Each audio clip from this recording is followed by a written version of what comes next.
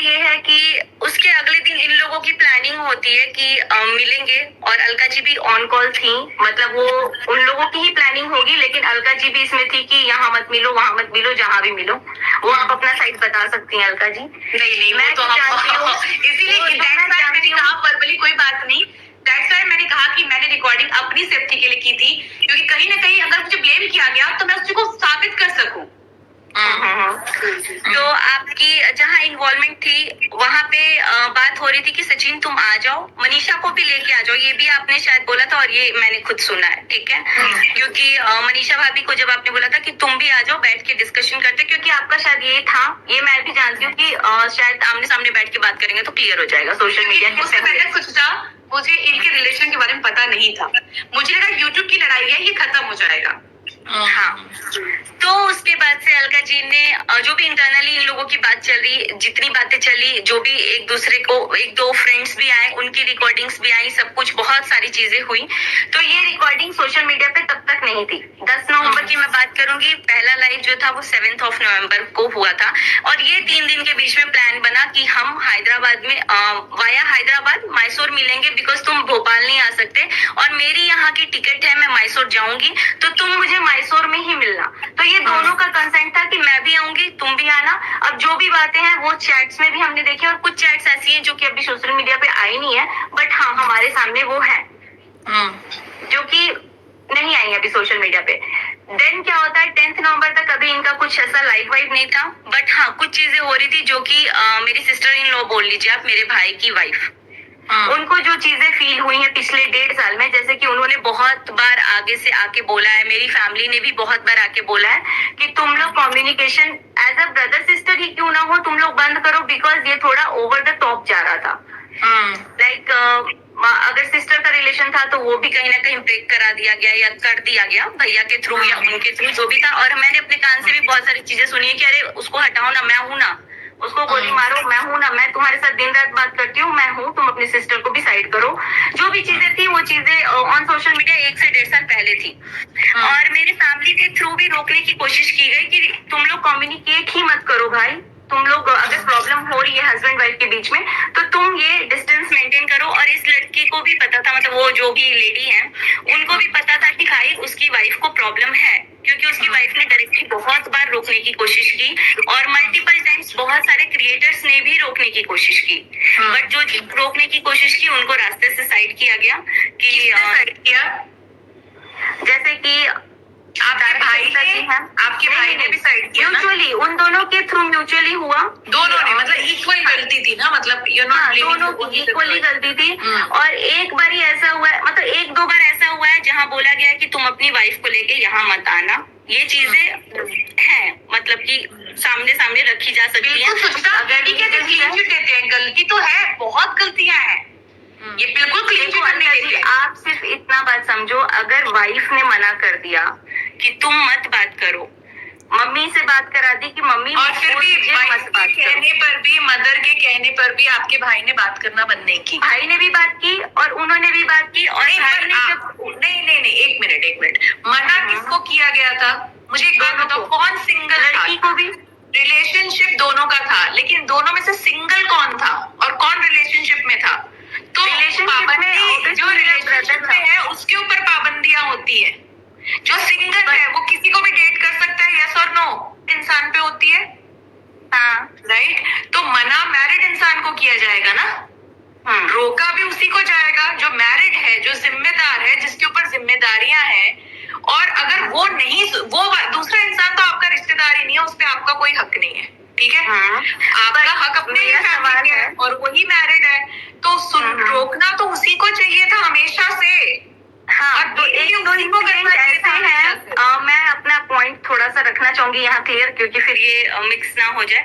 अगर जिस टाइम पे लड़के ने मना किया कि मैं बात नहीं कर सकता, तो वाया कॉल कराया गया वाइफ से कि तुम जाओ उसके सामने थोड़ी वीडियो कॉलिंग करो, तुम उसके सामने जाके बात करो, ताकि वो मेरा मुंह देख के बात करने लगेगा।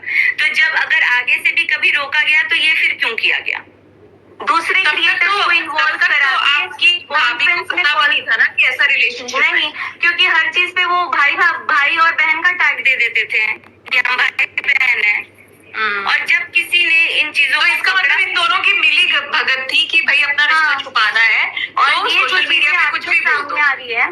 चीजें आपके सामने आई कि एंगेजमेंट के बाद लड़की मूव ऑन करना चाहती थी, सडन एंगेजमेंट के बाद लड़की मूव ऑन करना चाहती थी और फिर लड़का उसके पीछे पड़ा।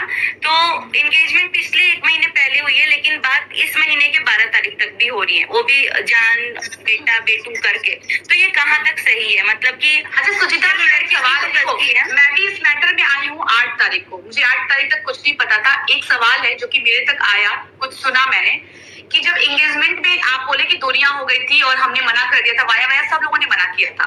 देखो हम दोनों पक्षों की बात करेंगे, हमारा कोई नहीं, पहले भी मेरा एक पॉइंट है, मना कर दिया गया था बट बात होती थी। और दूसरे में जब मनीषा भाभी ने बोला था कि आप बात मत करो, तो उन्होंने बोला था जा मैं करूंगी, तुझे जो उखाड़ना है तू उखाड़ ले, तुझे कोई जिससे कंप्लेन करना है तू कर लेना।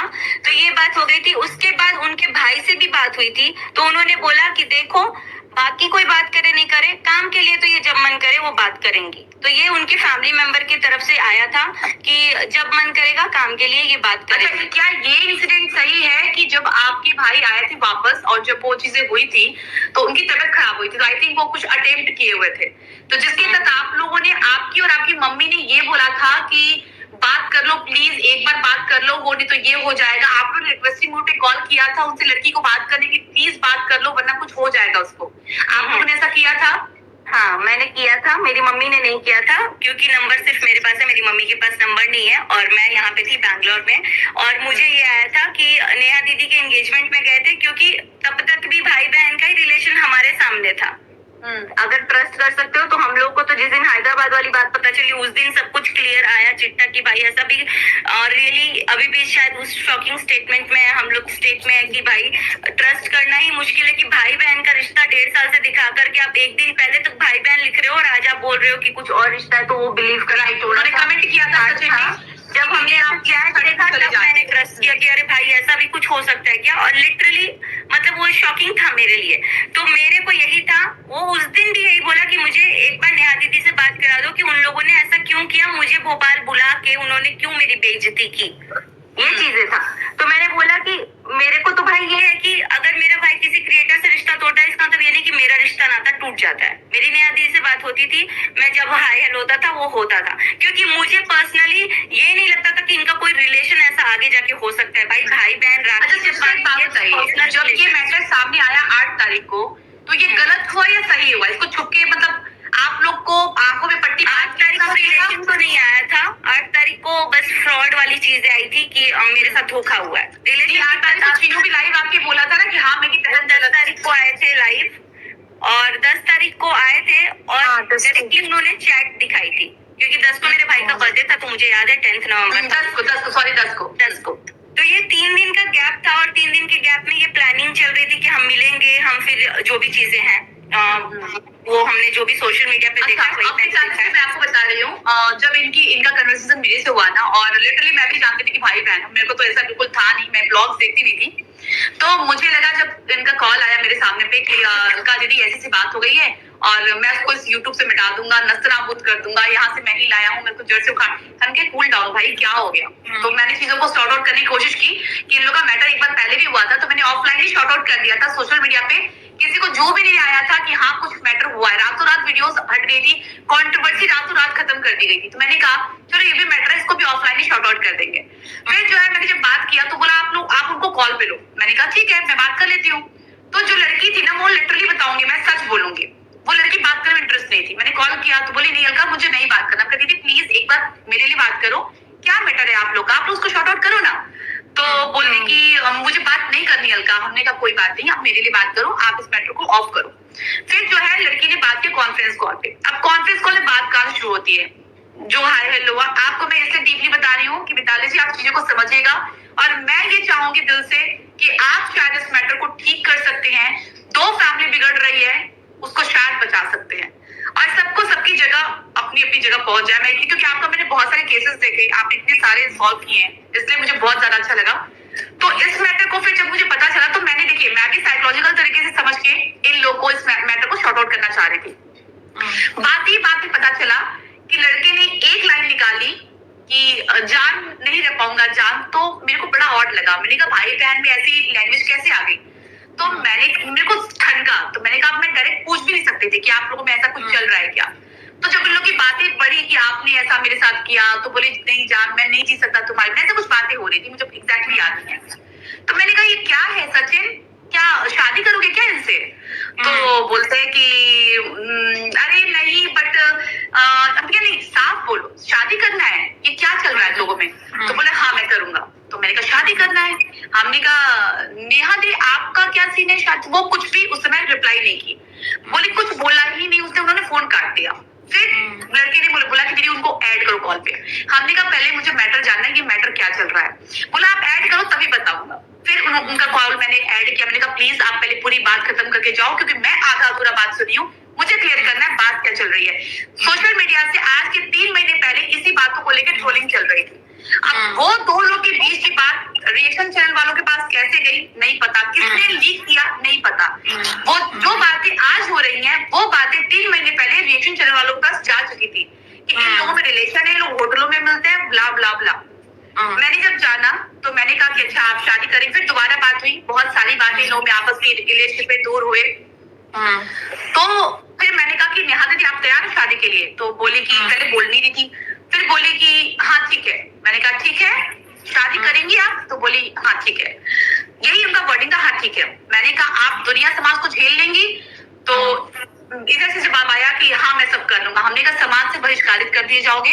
बोला मैं दुनिया से चला जाऊंगा लेकर के और मैं यूट्यूब सब छोड़ दूंगा। मैंने कहा यार ये तो बड़ा सीरियस मैटर। अब बताइए मिताली जी, इस कंडीशन में क्या मुझे डायरेक्ट वॉर करना चाहिए या मुझे पोलाइटली बातों को समझ के धीरे से स्किल में इनको लाइन पे लाना चाहिए? आप प्लीज बताइए मुझे। उस कंडीशन में अगर आप होते तो क्या करती?